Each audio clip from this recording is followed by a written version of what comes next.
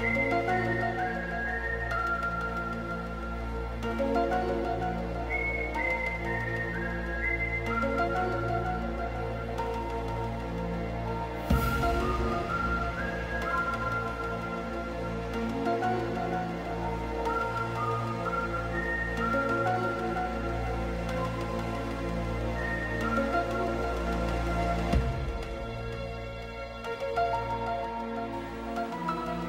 folks, Jim and Leila here again. It's DC week 52. No, it's just only week 2. If you don't count 52. The Justice League week. It feels like 52. Anyway. We're back with 13 more books this week for you. Oh, and not all of them were great this week. So let's start with you, Leila. What do you got? First up, we have Green Lantern #1 by Jeff Johns and Doug Mahnke.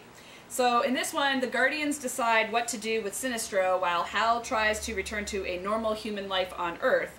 Out of contact with the core and out of touch. Normal. Yeah, and out of touch with life on Earth, Hal sort of struggles to adjust to his new situation, and all seems lost until he's approached by a rather unlikely ally.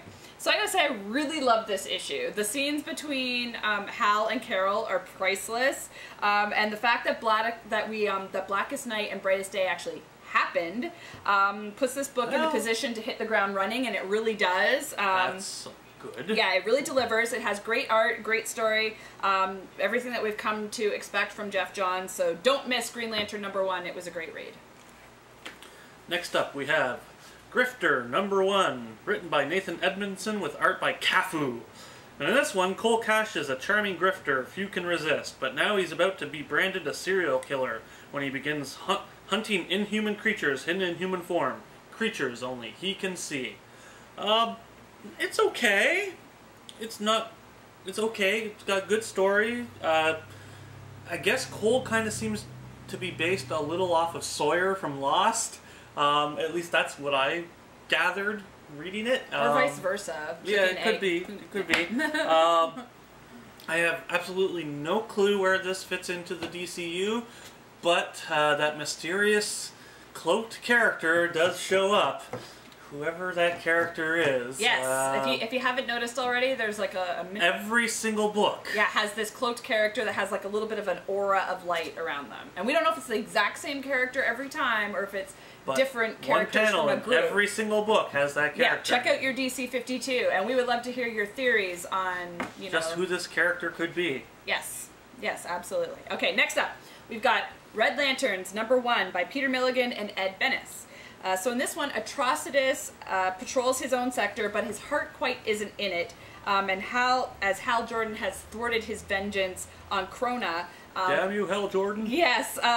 So now he's lost. I mean, can he still be the purveyor of rage and vengeance? Or, is he, not really... I thought that was my job. Yeah. Is he still a Red Lantern, basically? So I really love this. I mean, if you like Dextar the cat, then the first few pages are awesome for you. The fight scene is just awesome. But Atrocitus' struggle are deeply emotional, actually. He recalls the depth of the wound that led him to all the rage that he had and made him a Red Lantern, and then he's also very reflective on how long can rage last, and how can it be pure rage, and what does it mean to be a Red Lantern, and how can he continue. So if you're a fan of the core, you're not going to be disappointed by this one. I was pleasantly surprised. Next up, we have Deathstroke #1, written by Kyle Higgins with art by Joe Bennett and Art Thibaert. And in this one, Slade Wilson is the best mercenary, and he's been plying his trade for a long time. But when a job comes out that forces him to team with a group of kids to take out a German arms dealer, no one may survive the first mission.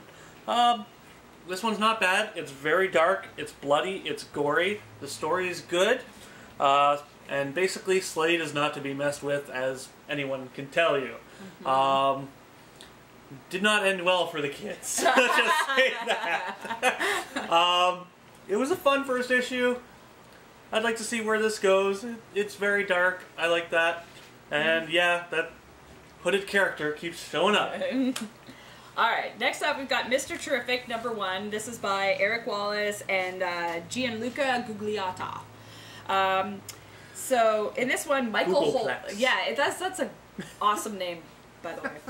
Anyway, Michael Holt, aka Mr. Terrific, puts his high IQ to use fighting crime, and driven by a past tragedy and a defining moment in his past. In this issue, Terrific is on the case of a man experiencing a sudden surge in IQ that sends him on a rampage. Who is Brainstorm, and what will happen when Mr. Terrific gets too close to the case that he's investigating? Okay, so this one was just okay for me. Okay, Terrific has a similar backstory to a lot of superheroes, tragic event, pushing you to, you know, now fight crime and, you know, exact justice, blah, blah, blah. But this does have a bit of an interesting twist to that whole scenario without giving too much away. It'll be interesting to see where the creators go with this character, but I think it might take a few issues for this to really, really get going. So this is a bit of a slow start, but a hopeful one. Next up, Suicide Squad, #1, written by Adam Glass with art by Federico Dalluccio. In this one, a group of death row supervillains must survive a test to become the new Suicide Squad, and take on missions so dangerous they're sheer suicide. Harley Quinn, Deadshot, King Shark, Voltaic, and El Diablo must now take on their first mission, killing 60,000 people in a packed stadium. Wow. Yeah. I will say it has a fun story, the art's okay, but really nothing really happens until the end, where they have to go out and take out the stadium. So a lot of setup. A lot of setup, no real punch at the end, but I guess that's what the continuing series is for. I don't like the redesign on Harley Quinn. No. I don't like it at all. It just doesn't seem to be the same character. But it's okay. It's not great, but if you wanted to see this one, check it out. I can't really highly recommend it, though. Alright, next up we've got Superboy, #1. This is by Scott Lobdell and R.B. Silva. So in this issue, we're introduced to Superboy, who is a human Kryptonian clone, so that's not surprising, created by a group called Nowhere, an organization who's currently under investigation by none other than Lois Lane. So Superboy has the powers of Superman and more, but the scientists who created him don't fully understand him and his powers, and they work tirelessly to train him in sort of a virtual world that imprisons his body and mind, but he is fully aware of how he's being imprisoned. So this is sort of like, you know, when Neo's in the Matrix, but he knows it, you know? Catch-22, yeah. So then a man named Templar shows up and tags Superboy for his first mission, and this is his opportunity to really prove his worth and gain his freedom. But is he ready for this? And who is his human donor, which remains unknown, and how will this shape the man that he's going to become? So I thought this was a great issue. Good art, an awesome story with lots of twists and turns. I thought that this could be a surprise hit. I mean, I'm not a big Superboy lover, but I love how right away they're really distancing him from Superman and making him different, and I really like that. I mean, there's a part where, you know, he doesn't save someone, and you're wondering why. Is it because it's a virtual someone, or is it because, you know, he doesn't have that empathy that Superman has, that urge to run in and save someone? We'll have to wait and see as the developing issues come, but it was really interesting to me.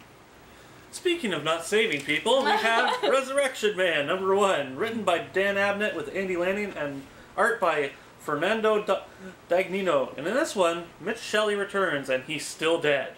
But now forces are gathering to learn about him and try and find out about his powers and ultimately stop Ressurrection Man dead. It has an interesting premise. It's a hero unable to save people, basically. He's on a plane. Well, he's not able to stop the plane from crashing and dying, and everyone dying. So there is that, which is tragic, even though he tries to save them, but he can't. Of course, he comes back to life again, and then he has to deal with that. But it's not bad. I actually really like the art, but I can't really highly recommend it because I have no clue where this is fitting into the whole thing. But yeah, that cloaked person is there too. Alright. Next up, we've got Legion Lost #1 by Fabian Nicieza and Pete Woods. So, in this, 7 heroes from the 31st century travel back to present day to save the world from destruction by the release of a deadly virus. In, I guess, the future, right? So they're traveling back to try and stop that. But their future technology fails once they get here, and they sustain heavy losses. And now they're trapped and may succumb to the very fate that they're trying to stop. Okay. So, having not read a lot of Legion books in the past, and then going to do some research on Legion, I realized that there are a lot of people that have been members of Legion, and so this will be a very particular group. Hopefully they're all still dead. I mean, and there's going to be a different group in another book, so... Anyway, I still think that Legion fans are going to enjoy this and the characters that are there and some of the things that happen in this. The story was well executed, and the same with the art, and the last couple of pages are very heartbreaking, and you know, there's lots of action in this. As a person who doesn't read Legion books, a little confused. Also, not sure how, like, a group that can travel back in time is going to sort of, like, they're aware of how Flash set this timeline the way it is, but then they sort of ignored that to finish something else, and then now they're showing up here and trying to fix this wrong, the particular one that they're dealing with, while sort of working within the universe that Flash is already sort of set about. So, very interesting how these books are going to fit into the overall universe. Again, the cloak figure appears as well, so we'll see where that all goes, but a very interesting read. Next up, we have Demon Knights, written by Paul Cornell with art by Dionys Neves and Eau Claire Albert. Wow, names, please. Yeah. A barbarian horde is massing to crush humanity, and it falls to Jason Blood, aka the man with the demon Etrigan inside him, to battle them and try to save the kingdom. Wow, this book is actually absolutely gorgeous to look at. I will say that much. Story-wise, it's a little weak, but it is a fun story in the long run, and I really enjoyed this book. Not too bad. Not terrible, and certainly the art makes up for it. And yeah, cloaked figure. Alright. Next up, we've got Batwoman #1 by J.H. Williams III and W. Hayden Blackman. So, in this one, Kate Kane, aka Batwoman, and Betty, or Bet, aka Flamebird, patrol the streets of Gotham. And in this issue, they're trying to locate several kidnapped children and identify the perpetrator when Kate is approached by a familiar hero. Meanwhile, DEO, or the Department of Extra Normal Operations, sends an Agent Chase to Gotham to learn about the organization known as Medusa, to investigate the cover-up of a terrorist act and to unmask Batwoman. So, this is a beautiful book. Agreed. It's gorgeous art. Yeah, it's got a very, like, I mean, maybe it's not for everybody, but for me, I really enjoyed it. It's an ethereal art style. It has the interesting layout of panels that really works for the supernatural storytelling that they're telling here. The story is an entangled web of mysticism, crime series, and sexy fledgling heroes. So it's a great start to a long-awaited series. Like, how long ago did we have Batwoman #0? Way long ago. And then we've been held off to this point, but I think that this book was really well done. I think I'm going to enjoy where they're going to go with Batwoman, especially having it as a counterpoint to Batgirl, and those characters are going to be very different. So if you want something different, then... Still think I'd prefer to read Batgirl, but that's yes, yeah, I mean, this is definitely different. It's a bit more dark. It's a different vein than that. But if you want to check something out that is exactly that, different, I highly recommend this one. And on my last and certainly least pile is Frankenstein, Agent of S.H.A.D.E, #1, written by Jeff Lemire with art by Alberto Ponticelli. And in this one, Frankenstein is a member of a network of strange beings who work for the Superhuman Advanced Defense Executive, or S.H.A.D.E. But can they protect a world that vilifies them? Oh boy. I was actually kind of looking forward to this book, but after reading it, I was sorely disappointed. There's terrible art. It's almost unreadable. And I mean that quite literally. I have no clue where this fits into the whole DCU thing, but it also started to really tick me off when you're going to call the monster Frankenstein. If you know your literature, which most people should, Frankenstein is not the name of the monster. It's the name of the doctor who creates him. But, I'm not going to talk about brass tacks here. I mean, it's a comic, so whatever. But not great. I can't really recommend it at all. It was pretty damn terrible. This is my stinker of the week.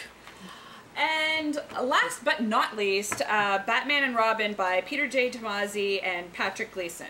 So in this one, Bruce shares his past pain and his hope for the future with his son Damian and his attempt to prepare him to fulfill his role as Robin at Batman's side. And meanwhile, a mysterious villain tracks down a Batman Incorporated recruit in Russia and puts into motion a plan to shut down the initiative. Who is this mysterious villain, and what will happen when Bruce catches on to what he's doing? So this was really good. I love the conflicts between Bruce and Damian, who are trying to figure out not only their father-son relationship, but their partnership as Batman and Robin. I love the subtle shift that Tomasi is trying to put into Batman's character, how his outlook is changing, how he's not focusing on the past but trying to focus on a future. And could this be because of the note that he received in Flashpoint number 5 from his parents, which was like so touching at the end of Flashpoint number 5. If you haven't read that, go back and read it. It was also interesting that they acknowledged that Tim, Dick, and Jason were all Robin at one point. So not all of that Batman history has thrown out, which gives us an idea of how the Bat family is going to be represented in this whole universe. Overall, I thought that this was a strong beginning. I have to say that I did like Detective slightly more, but I am looking forward to the Batman book next week, and this didn't disappoint as far as a Batman book. If you don't like Damian, then that part might bother you. But me, I think that it's an interesting character to put against Bruce, and it deepens his character, him having to be a father as well as working with his son as a partner. We will see you next week, and be sure to let us know what your thoughts are on this mysterious cloaked figure. Ooh. See you later.